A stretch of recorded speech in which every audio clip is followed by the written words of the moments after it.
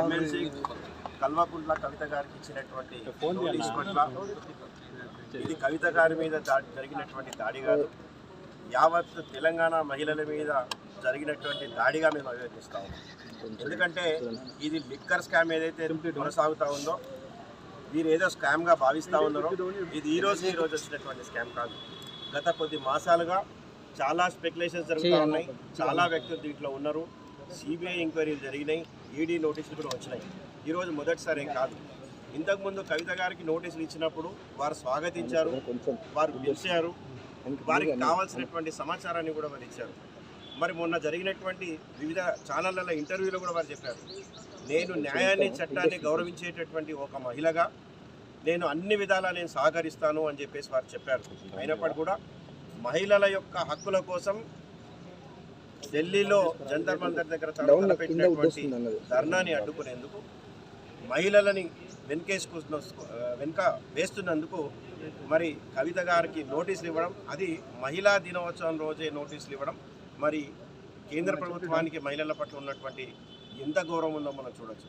ఒక పక్క రాష్ట్ర ప్రభుత్వం ఇంతకుముందు ఎన్నడూ లేని విధంగా, ఎక్కడ లేని విధంగా మహిళలను గౌరవించుకోవాలనేటటువంటి ఉద్దేశంతో సెలవు ప్రకటిస్తే, మరి నా జర్నలిస్టు మహిళల్ని కూడా కేటీఆర్ గారు సన్మానించడం, రాష్ట్రంలో వివిధ నియోజకవర్గాల్లో, వివిధ నగరాల్లో, పట్టణాలలో, గ్రామాల్లో కూడా గ్రామాన మహిళలకు ఒక సన్మానాలు సత్కారాలు చేస్తూ ఉంటే, మరి కేంద్ర ప్రభుత్వం మాత్రం మరి కవిత గారికి ఇవ్వడం, నోటీస్ ఇవ్వడం, మరి కేంద్ర ప్రభుత్వంలో పనిచేస్తున్నటువంటి ఈడీ వీరు ఒక సపరేట్ సంస్థగా చెప్తా ఉన్నారు. సిబిఐ కానీ ఈడీ కానీ ఒక సపరేట్ సంస్థ. కానీ ఈరోజు కిషన్ రెడ్డి గారు కానీ బండి సంజయ్ గారు కానీ చేస్తున్నటువంటి కామెంట్స్ ఆల్రెడీ అరెస్ట్ చేస్తారు. బీజేపీ ప్రభుత్వానికి సంబంధం లేదని చెప్పేసి మీరు అంటా ఉన్నారు, ముమ్మాటికి సంబంధం ఉంది అని మేము అంటున్నాం.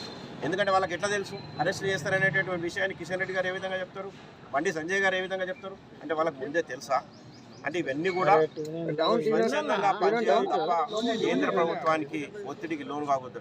ఇప్పుడు ఒకటి, ముఖ్యమంత్రులని వెంబడబడి వాళ్ళని ఇబ్బంది పెట్టినటువంటి సంఘటనలు కూడా మనం ఈ దేశంలో చూసినాం. రాష్ట్ర ప్రభుత్వాలను కూల్చినటువంటి విషయాలను కూడా మనం చూసినాం.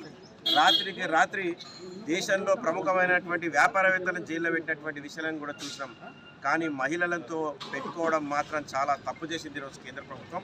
ఖచ్చితంగా దీనికి వారు చెల్లించాల్సిందే. తెలంగాణ రాష్ట్రంలో ఉన్నటువంటి మహిళలందరూ కూడా చూస్తూ ఉన్నారు. ఈరోజు కవితక మీద జరిగింది దాడి కాదు, మా మీద దాడి జరిగిందని చెప్పేసి వారు చూస్తూ ఉన్నారు. మొన్ననే సిలిండర్లు పెంచితే మహిళా లోకం అంతా కూడా ఒంటి కాలు మీద రాష్ట్రంలో తిరగబడ్డది. మరి పుండు మీద కారం చల్లినట్టు మహిళా దినోత్సవం రోజే ఈరోజు కవిత గారికి నోటీసులు ఇవ్వడం, నేను నోటీసులు ఇవ్వడం తప్పు పట్టడం లేదు, సిబిఐ ఎంక్వైరీ చేయడం మేము తప్పుపట్టడం లేదు, ఈడీ ఢిల్లీకి పిలవడం తప్పుపట్టడం లేదు. ఇచ్చినటువంటి డేట్ని మేము తప్పుపడతా ఉన్నాం, ఇచ్చినటువంటి సమయాన్ని మేము తప్పుపడతా ఉన్నాం. ఇక్కడ అన్యాయం చేయలేదు, కవిత గారు ఏం తప్పు చేయలేదు, మాకు ఆ నమ్మకం ఉంది, మాకు చట్టాల మీద నమ్మకం ఉంది అని చెప్పేసి మేము మాట్లాడేవాళ్ళం. కానీ ఈరోజు ప్రత్యేకంగా మహిళా దినోత్సవాన్ని పురస్కరించుకొని ఒక మహిళకు నోటీస్ ఇచ్చి ఇబ్బంది పెట్టేటటువంటి కార్యాచరణ ఏదైతే కేంద్ర ప్రభుత్వం చేస్తూ ఉందో, మేము దాన్ని తప్పుపడుతున్నాం తప్ప మహిళా లోకం మీద దాడి అని చెప్పేసి మేము తప్పుపడుతున్నాం తప్ప మరొకటి కాదు.